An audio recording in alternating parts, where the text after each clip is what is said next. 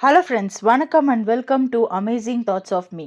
இந்த வீடியோவில் நம்ம என்ன பற்றி பார்க்க போகிறோம் அப்படின்னு பார்த்தீங்கன்னா, பிக் பாஸ் சீசன் 9ஓட ப்ரோமோ ரிலீஸ் ஆகிருக்கு. 2 ப்ரோமோ ரிலீஸ் பண்ணியிருக்காங்க.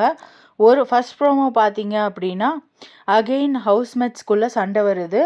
ஹவுஸ்மேட்ஸ்குள்ளே சண்டை வரும்போது ஆதிரை அவங்களோட அதாவது அந்த ஜூஸ் ஃபேக்ட்ரி டாஸ்க் இருக்கு இல்லையா, இந்த வாரத்துக்கான வீக்லி டாஸ்க் அது ஆரம்பிச்சிருக்கு. அதில் கியூசியில் வந்து பார்வதியும் திவாகர் அவங்களும் இருக்காங்க.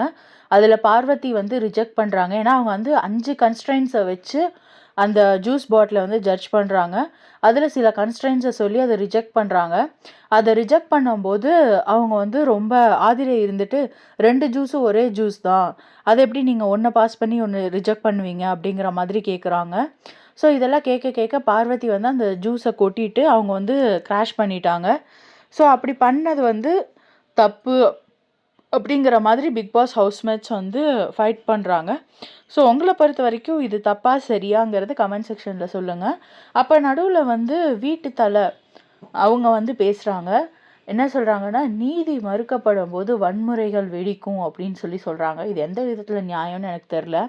நேத்தியிலேருந்து பார்த்தீங்கன்னா எஃப்ஜே வந்து வியானாவையும் பார்வதியும் 2 பேத்தையும் மட்டும்தான் டார்கெட் பண்ணிகிட்ருக்காரு. அவரை பொறுத்த வரைக்கும் என்னென்னா, பிபி ஹவுஸில் இருக்கிற அவருக்கு பவர் இருக்குது அப்படின்னா, கியூசியாக இருக்கிற பார்வதிக்கும் பவர் இருக்குது தானே.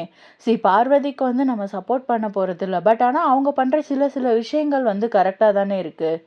ஸோ அதை வந்து நம்ம சப்போர்ட் பண்ணலாமே.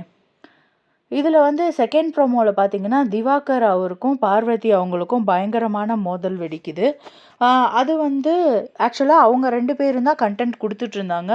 இன்னும் சொல்லப்போனால் திவாகர் அவர் தான் கண்டென்ட் கிங்காக இருந்தார்.